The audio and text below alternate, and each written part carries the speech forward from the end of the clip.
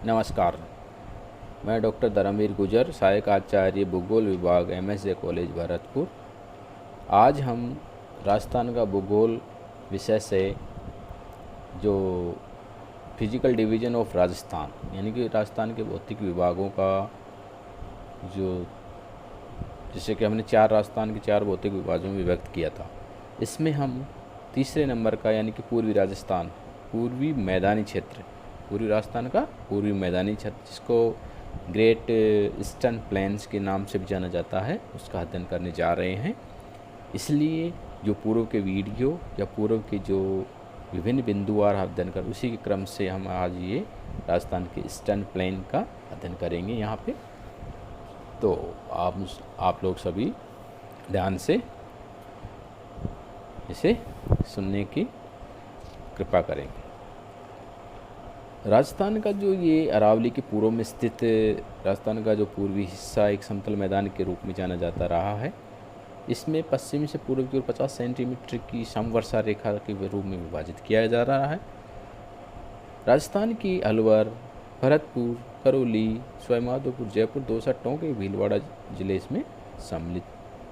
साथ ही जो राजस्थान के दक्षिणी के कुछ हिस्से हैं जैसे बांसवाड़ा और डूंगरपुर, प्रतापगढ़, इसका विशेषकर माही क्षेत्र, माही जिसमें 3 उसकी सहायक नदियाँ सोम, जाखम और माही 3 नदियाँ जो हैं, वो जो क्षेत्र है उसको भी हम राजस्थान की ग्रेट ईस्टर्न प्लेन में ही सम्मिलित करते हैं। इस प्रकार ये जो मैदानी नदियाँ बेसिन प्रदेश है जैसे में गंगा यमुना का नदी, ये क्या है कि ये जो राजस्थान का जो मैदानी भाग है ये मूलतः नदी बेसिन, राजस्थान के नदी बेसिन के रूप में जाना जाता रहा है या इसको माना जाता है।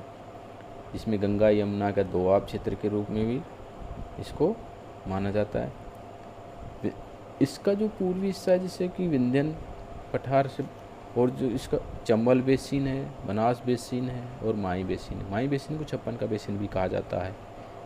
बनास का मैदान यद्यपि कांपी भूभाग है फिर भी संप्राय मैदान है।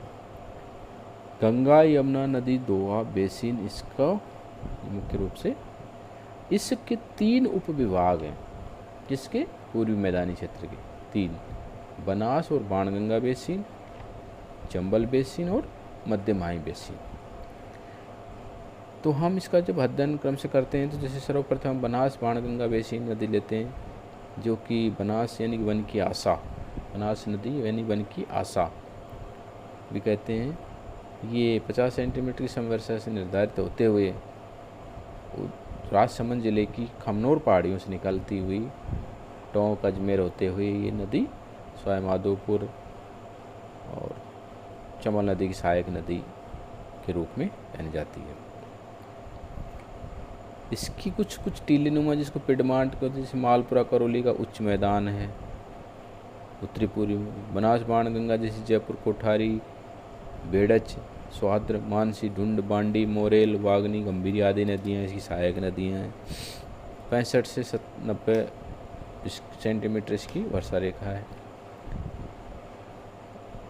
और यहाँ जैसे गेहूँ, जौ, चना, बाजरा, सरसों इत्यादि फसलों का उत्पादन किया जाता है। एक तरीके से ये क्षेत्र जैसे लगभग कृषि फसलों के रूप में राजस्थान में महत्वपूर्ण स्थान रखता है।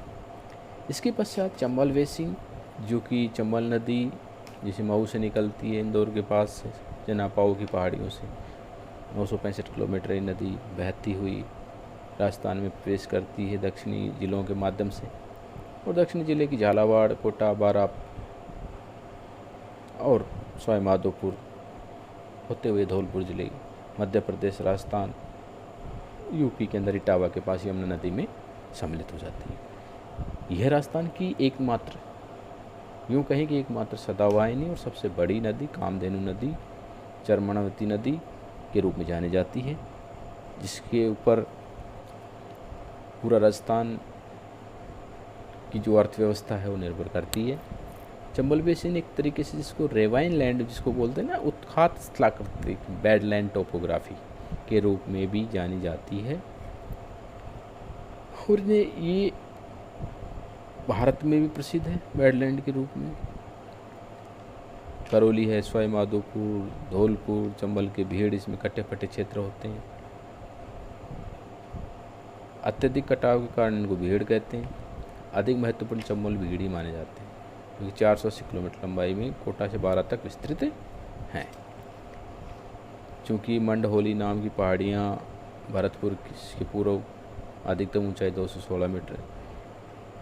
इस प्रकार जो चंबल क्षेत्र है वह मुख्यतः भीड़ों के अंदर से कोई कृषि में होती है, लेकिन इस तरीके जो बनास क्षेत्र कृषि की दृष्टि से महत्वपूर्ण चंबल इतना नहीं है।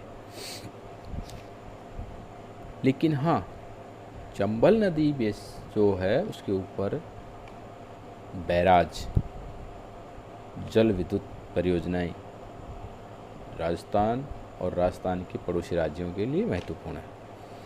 अब आता है मध्य माही बेसिन या छप्पन का मैदान, जिसको 56 ग्राम की वजह से उस क्षेत्र में छप्पन बेसिन के रूप में डूंगरपुर, बांसवाड़ा, प्रतापगढ़ जिलों में प्रवाहित होती है। ये राजस्थान को जो जिसे कहते हैं कर्क रेखा को 2 बार काटती है। मध्य प्रदेश से निकल के वापस गुजरात में प्रवेश कर जाती है। इसकी जो सहायक नदियाँ हैं राजस्थान में सोम और जाखम, बेणेश्वर के धाम के पास में मिल जाती हैं। और ये एक बांगड़ प्रदेश के नाम से जाना जाता है इस क्षेत्र को, बांगड़। जो डूंगरपुर और बांसवाड़ा की जो पहाड़ी भूभाग है, विच्छादित मैदान है, उसको बांगड़ कहते हैं। डूंगरपुर, बांसवाड़ा, प्रतापगढ़, उदयपुर के जो मध्य माही मैदानी घाट कहते हैं, इस 56 का मैदान है। इस प्रकार अब जब इसकी बात करते हैं कि पूरी राजस्थान की जो मैदान है उसका महत्व क्या है, सबसे पहला इसका कृषि फसलों की दृष्टि से महत्व है। तत्पश्चात इसका जो जनसंख्या की जो जनघनत्व है वो अधिक दबाव वाला है। यहाँ जनसंख्या की दृष्टि से बड़े शहर जयपुर है, भरतपुर है, करौली है, धौलपुर है, जनसंख्या की दृष्टि से महत्वपूर्ण जिले हैं। साथ ही इन जिलों में जो जनघनत्व वाले ज़िले हैं पशुधन की दृष्टि से भी महत्वपूर्ण है, फसलों की दृष्टि से भी महत्वपूर्ण है, और यहाँ पे खनिजों की दृष्टि से भी लगभग वर्षा जो है यहाँ पे अधिक अच्छी होती है, और वर्षा अधिक अच्छी होने के कारण ये कृषि के लिए लाभदायक है। लेकिन यहाँ एक आज वर्तमान में जो दुष्परिणाम सामने आया है कि ये औद्योगिक क्षेत्र भी हैं, जैसे अलवर, भरतपुर जो एनसीआर का भी हिस्सा है, तो यहाँ प्रदूषण के कारण कृषि फसलों में नुकसान और ह्रास हुआ है, पारिस्थितिकी प्रभावित हुई है। जीव जंतुओं के लिए जो नेशनल अभ्यारण्य और बर्ड सेंचुरीज बनाई गई थी उन पर प्रभाव हो रहा है। तो जो पूर्वी राजस्थान का जो पूर्वी मैदानी प्रदेश है वह क्षेत्रफल की दृष्टि से तो कम है, लेकिन जनसंख्या इसमें ज़्यादा रहती, जनघनत्व अधिक। इस प्रकार ये क्षेत्र आर्थिक दृष्टि से, उद्योगों की दृष्टि से, कृषि की दृष्टि से उत्तम है। नमस्कार, धन्यवाद।